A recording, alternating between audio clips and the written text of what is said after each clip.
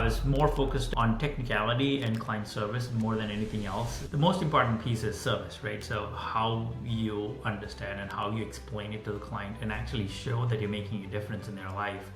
With a group that, that tight, you need to have the right fit from a mindset perspective, from a respect perspective, from a cultural perspective, right? It's really, really important, really important. So that's great. You stuck to that criteria. And I think that sort of lends itself to how the success of how your company continues. It's great to hear a story like that, whereby like good work has resulted in good results, and then other people talking well about you to others and referring you, and that's how things are built up. At the end of the day, if you believe in providing service by understanding the technicality, that would pretty much bring what a big firm or a small CPA firm can bring for any client. Hello, Vineeth. How are you? Hi, I'm good. How are you? I'm very well, thank you. How is it in sunny Chicago or near Chicago? Well, if you can call it sunny, it's just by appearance, but not too bad, I guess. So it's sunny but cold? Yes. Yeah, it's about 40 degrees now, so it was below freezing this morning when I was dropping off my kids at school. So oh, really? Chicago for us, yeah. Wow, okay. So London is, I was just going to say, it's grey and cold here, but it's still nowhere near as cold as what you just said. So Okay. I'm probably slightly winning on that front. But listen, it's fantastic to have you on this podcast. For our audience, for everyone, we have Vineeth here joining us from a boutique accounting firm that we are very interested in finding more about the journey, the story, of how you have ascended to senior partner at Brown CPA Group. Navigating growth, technology, AI is definitely something that our audience is just a general buzz, right? Just around it, and how that's sort of affecting and impacting your firm or your industry just in general. So yeah, it's great to have you here. Really excited to hear a couple of insights on your space. So please tell us what you do and what your firm is about. Yeah, sure, happy to. I'm actually one of the two partners of a CPA firm called Brown CPA Group. We're a public accounting firm. It's not one of it's a small business with about 15 people. We service high net worth individuals and businesses and so on in the area, actually around the world, that involves U.S. income taxation. And I've been with the firm for about 12 plus years. Started off as a staff and grew myself up to be one of the two partners of the firm. And it's been a great journey, and it's something that I've been dreaming about from day one, to say this is where I want to be. So that really helped to kind of get me here. I'm always motivated to take that next step to reach where I want to, and there's still no end. I mean, just because you're a partner, that doesn't end. You have other new goals and you move on. So hopefully that gives you a quick introduction. Yeah, no, that's a steep rise to fame, right? One of two partners. That's from just regular staff. That was fantastic, and it's interesting to hear that that was part of your plan. You always wanted to like ascend and do well, obviously, as most people do, as everyone does. So it's great that was you had that vision that you wanted to get to and work towards that. So your journey to leadership is impressive. Congratulations. Thank you. What would you say, like along that journey, your sort of big turning points or aha moments where that shaped how you lead as one of those two partners at Brown? Yeah, I guess I was pretty much hands down trying to work, and number one is to learn and be technically sound, understand the tax code. Number two is to understand, what clients want, what they need, and as a responsible licensed CPA, what can I do to do justice to their wants and understand and actually provide the service the right way possible. So from day one, you have good mentorship around you where they talk about what they do to succeed in their business, and then you listen to it, you understand, you follow.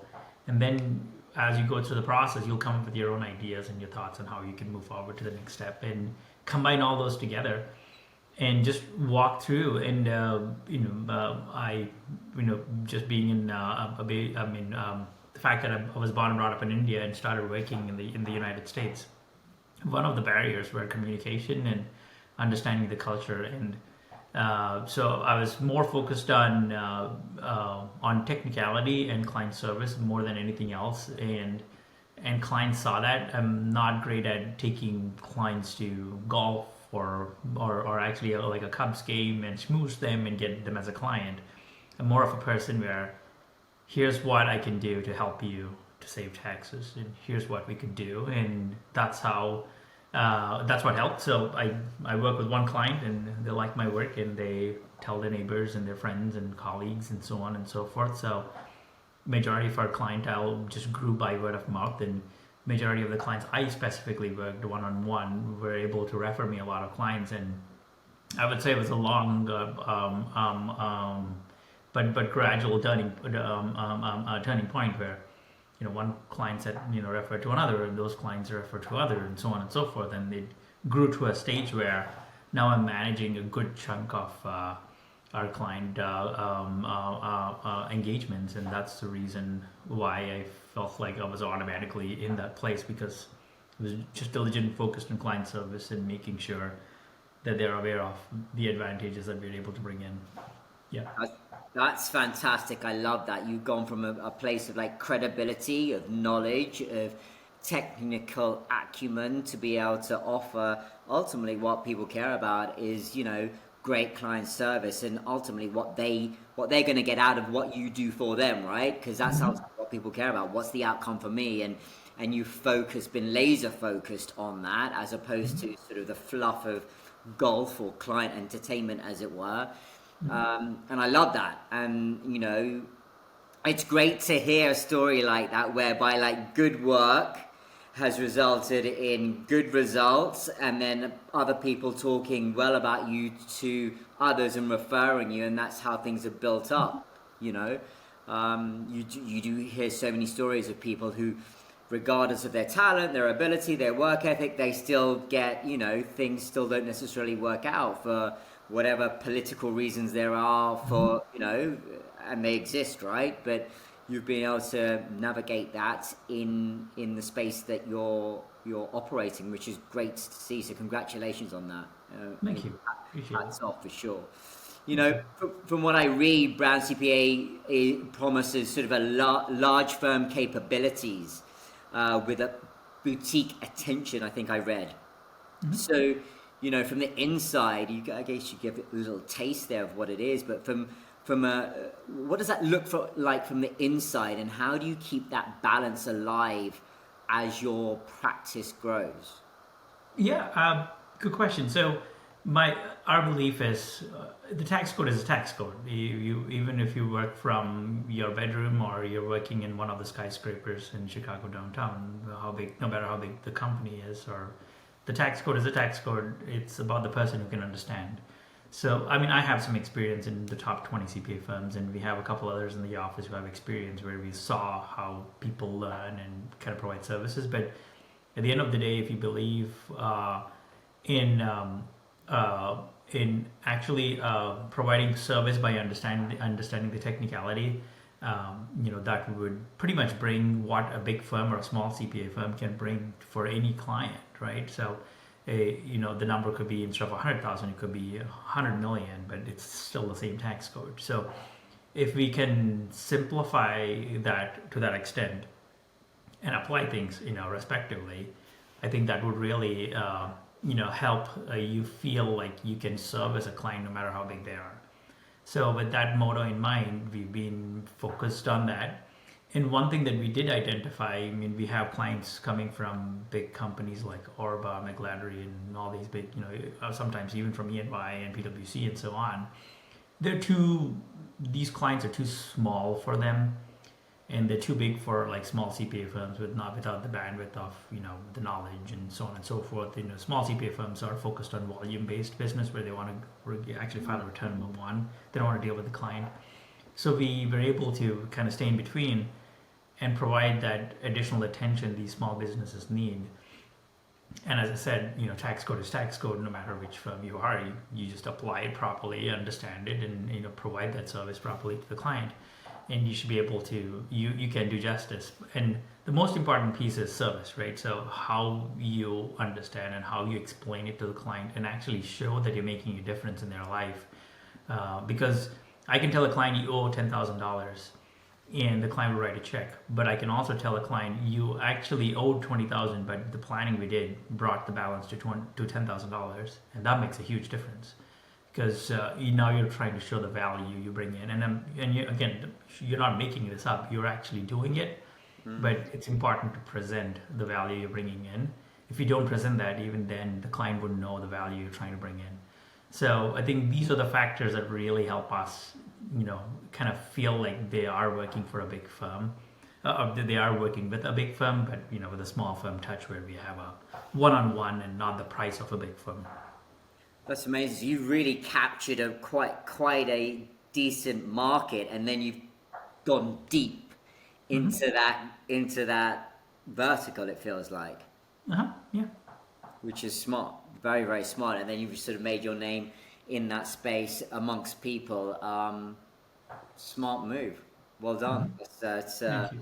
It's great to have cornered, right? Because you've got ongoing business, and then if you add to it, obviously your credibility of your technical knowledge and the application of that into their business to save them tens of thousands of dollars, then it's a win-win, right?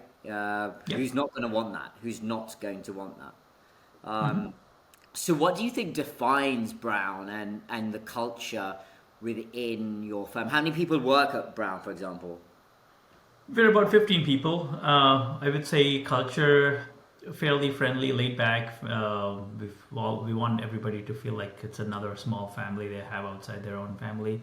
And as I said, we try to be accommodating to each and every employee's requests, and be flexible to their needs and so on and so forth, and considerate. So that's pretty much the firm culture when it comes to employees and within us. Yeah. What's the one thing you look for when you hire someone? If they're a good fit, or will they ruin our existing situation, or would they make us better, or they should be complementing or enhancing, but not detrimental. So, obviously they got to have the basic competencies of how. Yeah, even from a culture standpoint, like how they talk. That aside, you're looking for. We don't like politics in our office. So if I have any signs, no matter how talented they are, we don't want them in our office because we love how people respect each other, and if that's not something that we see at an interview, they're not in our office. That's great. That's and it's really important. But you said 15 people, right? 15. Yes, 15. Yes. With a group that that tight, you need to have the right fit from a mindset perspective, from a respect perspective, from a culture perspective, right? It's really really important. Really important. So. That's great that you stuck to that criteria, and I think that sort of lends itself to how, the success of how your company continues, right? Absolutely, they play a big role. Yeah, we cannot do it without them. So. Absolutely. So how do you see client needs evolving? How have client expectations changed over the past few years, and how are you adapting your firm and its services to accommodate that? I feel the client needs have been consistent. I mean, we're in a compliance business, so if the tax rules change, you have to obviously accommodate those to each specific client situation. But the needs have always been the same. Obviously, sometimes the needs or circumstances would change by client circumstances. Like if the business is not doing well, obviously they would want to shift away and things like that. But I mean, our services are very simple. It's it's an annual compliance thing that you have to deal with, and everybody makes money and they want to save taxes. So the needs have been the same since the ancient days, I guess. Nobody wants to pay taxes and they want to reduce the liability. So it's been a consistent need, and that's the industry we are in. So no huge change, I should say. Well, it's amazing amazing to hear that actually about a business in terms of the basic structure of what accounting is remains what it is today, as it was like 20 years ago, 30 years, 50 years ago, whatever it might be. And clearly looks like that's going to be the way for many more years to come. So, you've got this framework that remains when we're in a world where so much is changing. You've got a framework, a basic framework of a business, of a company that is basically set. Yeah. Yeah, I mean that allows your knowledge and your experience to really kick in, right? Mm-hmm. So then how do you see like the digital transformation that we are seeing? Like, I'm touching obviously lots of change out in the world, and clearly AI is a massive buzzword, and transforming so many different areas. Like the digital transformation in your practice, as I understand, you've implemented tools like ShareFile and DocuSign and these types of things, and that's one element of it. But how are you digitizing your processes in an environment where your clients' needs effectively have not changed? Yeah, we've been paperless for the last decade, if I'm not wrong, within our office. We have a few clients. We always tell our clients, if you don't want to be paperless, let us know. We default to be paperless for all good reasons. So that didn't change much, but I would say from a client interaction standpoint, we've been ahead on providing, like secure portal and all that fun stuff. Try to use the top available resources there. So from a client facing and client need standpoint, AI didn't change our life too much. But I can tell that sometimes, before AI, it was Instagram and TikTok that was giving clients some tax ideas, and now AI is making it even easier, where a client can just ask a question, they have an answer, and they ask us the same question and see how it's different. Or sometimes they just give us the AI answer and say, hey, is this good or bad?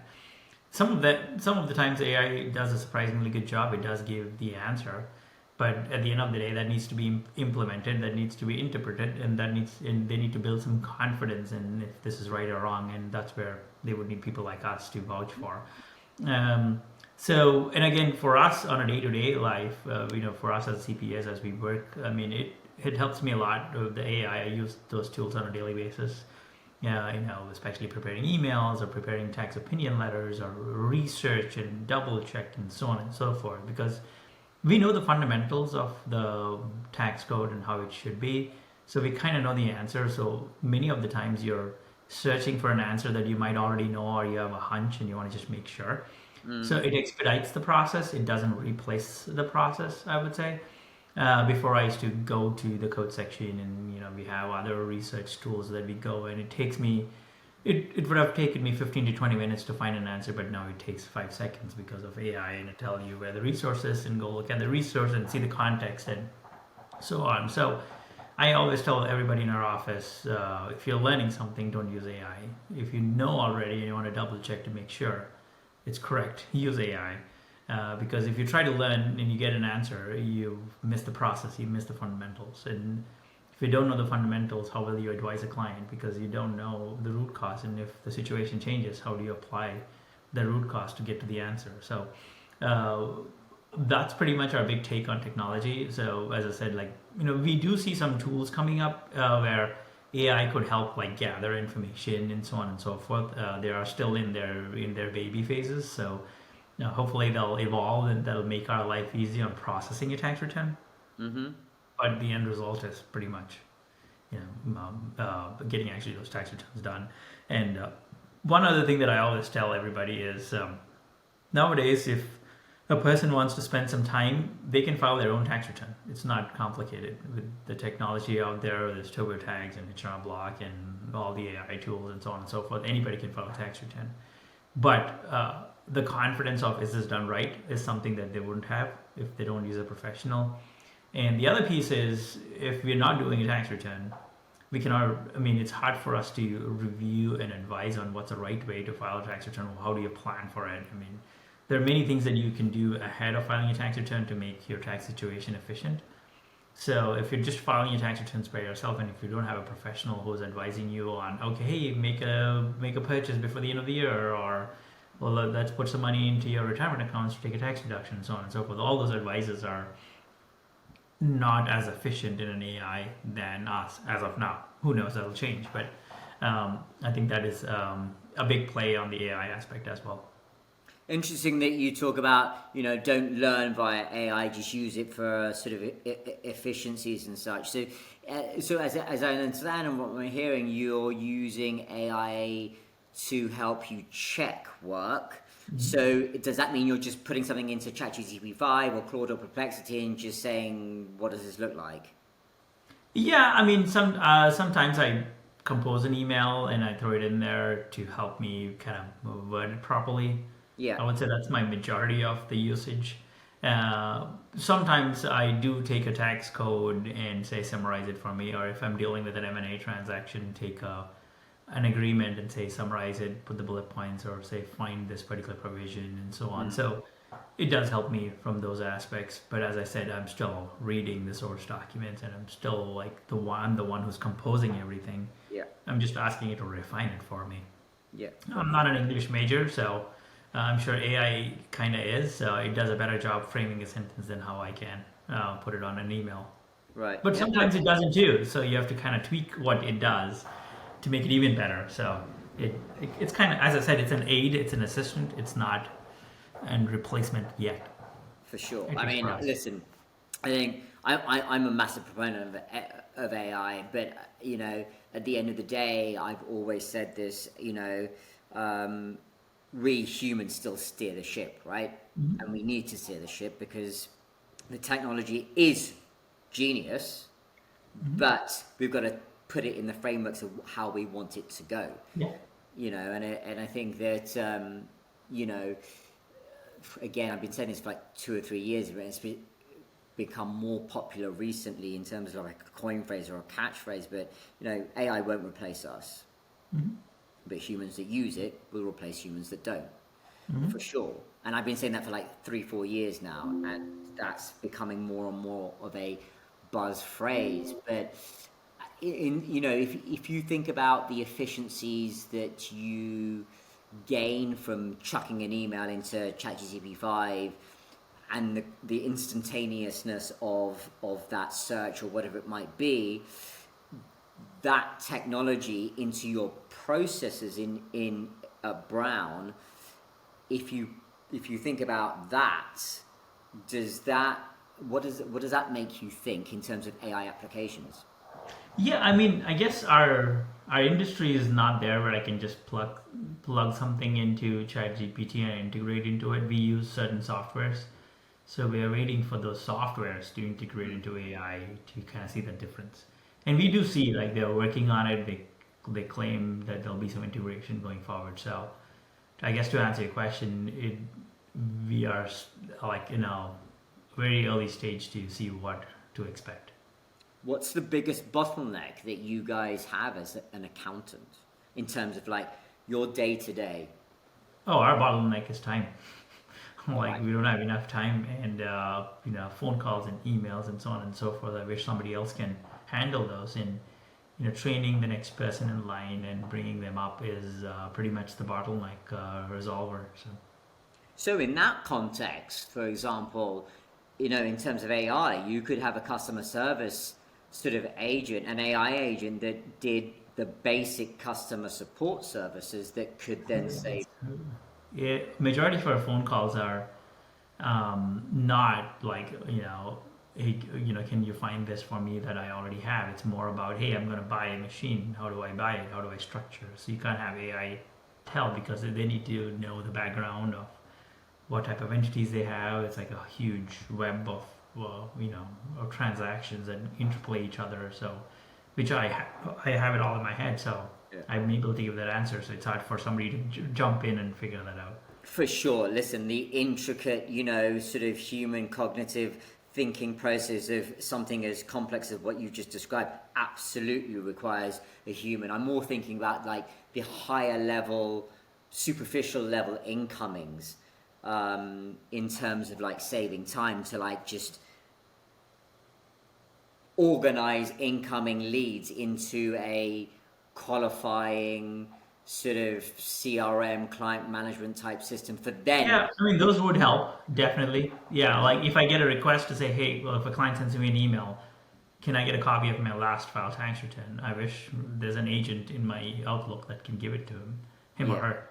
So those things would be pretty cool. I'm dreaming about them, so hopefully it'll happen one day. I think my friend, I think it's coming, I and know. there are definitely many. I mean, some of the predictions some of the statistics that are out there. I think, AI-enabled customer service desks are saving up to 45% of their time spent on calls. Yeah. They are resolving basic customer support issues up to 44% faster than just a human on their own. And as AI matures, that speed to time ratio, I mean, Mhm. it's a decent outperformance, right? But listen, I couldn't agree more. Like, the human factor is absolutely critical. The human still steers a ship. Nothing replaces the human experience. Nothing. Mhm. It's just a case of there are many things that can be implemented to get you back more time. Mhm. For AI desk, the AI, I know AI, again, another statistic is, for desks that have AI implemented for their processes, it's saving employees up to 10 hours a week Mhm. of time, Yeah, which, I mean, again, I guess it's case by case, industry yeah. by industry. And So I, definitely, I think it's very bespoke as well, right? For that to even occur, you've got to have something that you can't just take something off the shelf and be like, "Here you go." It's yeah. got to be what is my business? What is my inefficiency? What is my pain point? What is out there that can solve for that? Right. Build that and apply it. Right. So it's bespoke for sure. Mhm. But yeah, I think there's a place for AI and applications if embedded properly, Right. but the human factor reigns without a doubt, Mhm. without a Yeah. doubt. So I mean, in terms of like going forward, how do you see Brown evolving? How do you see, your space growing with respect to your clientele, how you deliver that? You said things are quite, have been the same really, right? In terms of their needs and how you operate. Like, how do you build from here when you've got such a deep, high quality niche to begin with? Yeah. What are your you mentioned right at the beginning, you got to partner level, but you always want more. There's always more to like build. And what is that? What does that look like? Yeah, I mean, I'm. I guess our vision forward is, obviously get new clients, and it sounds like we don't have to do much. Thank God to get new clients. We always have some kind of referral, and we're short staffed, and then we get new staff into place. So we try to hire someone, and then we have, those. And we're training our managers to do pretty much what we are doing, so they could bring more new clients and so on and so forth. So I would say an organic growth, and just keep up the consistency year over year. We want to see improvement year over year, so Mm. that's what we try to do. But beyond that, I mean, we just like to organically grow and give opportunities to employees to step up to higher roles, as and when they are ready and capable, and give them enough tools to get there. That's been our primary objective for the last few years, and we've been preaching that to everybody in our office. So we were 12 about a couple of years ago. Now we're 15. Hopefully that will slowly, consistently grow. And as I said, I mean, it was an opportunity for me to be a staff, to be in one of the owners, and I want that same opportunity for our existing staff to be at one place one day. And we always tell them that. So that's why we feel that organic growth is healthy for everyone, not just the owners or not just for the employees. Mm. I love that. That's absolutely fantastic. What a great culture to like cultivate. Yeah. Um, that must be, a great place for your staff to be in. So my question then would be like, as you grow, one of the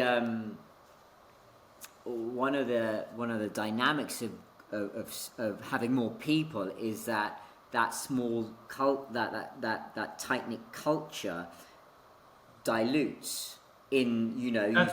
That's the place where you emphasize the core fundamentals of what we're trying to do.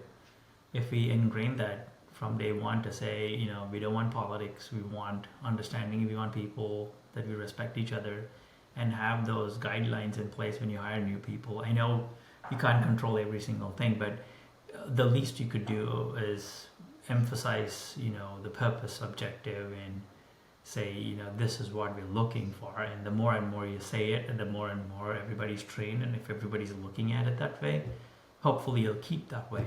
If you will it work? I hope it works. I love that. I love that. Like that's a great response to like you know, constantly remind on what the values and core culture of, you know, how to operate are, and that becomes inbred. So, you know, if you look at you know, younger professionals entering the accounting or advisory space, what would you tell them about building a career that stands the test of time, and, you know, they'll aspire to what you've achieved? Like, what would you say to them? Good question. I would say number one, they need to like public accounting. It's not easy. It involves a lot of time commitment, a lot of work-life balance. You spend, you know, 18, 20 hours once in a while just working nonstop. And, you know, my kids don't see me for weeks just because I'm in the office. So we should be willing to sacrifice, but it comes back. I mean, after the deadlines, I mean, I spend way more time than what they want, and they want me to go away to the office again. I would say for the next in line, they should be ready for something like this for the foreseeable future. I can tell you, you know, if your first job is accounting, and if you try to compare it to other professions, you will not make similar package. Like your compensation package wouldn't be anywhere close to others. But one thing I can tell you is the demand in this industry is increasing. The pay scales are increasing. The opportunity to grow is increasing. So you can reach a higher stage way faster compared to other industries, as long as you do as long as you do things well throughout I guess throughout your growth. And I guess the biggest thing is, nowadays the new generation wants instant gratification. That's not going to happen in this industry. You have to be very patient. And number two is you need to have love for this profession. You should like what you're doing. If not, you cannot sustain. So I think those are the big takeaways for somebody who's trying to jump into this profession. As I said, first you should have the love for it, and once you have love for it, start working and dream big. There's one statistics out there that CPA, the number of people taking the CPA exam is down to 40%. So that means there'll be a huge demand and low supply of CPAs. So if not, we already see it today, but we can see it more and more, where there'll be a lot more demand for this industry, and hopefully that's motivating enough. That's a stunning statistic. I had absolutely no idea. So you're saying the number of people taking the CPA Exam. is down to 40%, reduced by 60%. Wow. Because of this. I mean, if somebody right off college, they don't have to work, you know, crazy hours in taxis, and they can make more. So that's what they're attracted to. So they don't want to take the CPA exam or do what we're doing. Right. But the opportunity of growth in those big firms swimming in those big corporate oceans versus what you could do here is, I feel. I mean, at least I'm a living live example. If 12 years ago, if I was in the IT industry, I'm not sure if I would do this well. Right. That's it's a great selling point, actually, a massive selling point. There's this huge opportunity in a space that has in a niche, in a corner that you've captured very, very strongly. Congratulations. I mean, that ticks every box, right? That ticks every box. I guess so. Yeah. No, and without a doubt, you've got what sounds like, just to recap, it sounds like you've got a great accounting platform, a niche group of high quality clients, a channel whereby you have very skilled, very specific, not just credibility, but understanding and experience. And it just feels like, from that statistic especially, which is which is incredible, that CPA people taking the CPA is down 60%. That just means your stronghold will only get firmer, which is amazing. So, I mean, for our listeners and for our audience, where can they learn more about Brown? Where can they learn about you if they want to get in touch with the company, with you? Like, how can the listeners reach out? Yeah, I think my email address is available. I'm fairly active in LinkedIn as well. I check my messages, even though half of them is actually solicitation. I try to filter down to the people who are actually messaging me. So feel free to reach out through LinkedIn, or my email, or our phone number is available on the website too. So just give us a call. Happy to help. That's amazing. And one final note from you. So, what does success look like to you personally and for Brown over the next 10 years? Oh boy, that's a deep question. What does success look like? I don't know. I mean, I would say satisfaction, where you have no regrets and you like what you're doing and you like where things are moving forward, is per se a success. And if your dreams have come true or they're coming true eventually, and you can see the end of the light, that's another definition of success, I guess. So I guess that's my perspective. Amazing. Fantastic. Vineeth, thank you very much for your time. I really appreciate it, and I wish you all the success in the world moving forward into next year and beyond. Thank you for your time. No, thank you. I appreciate it.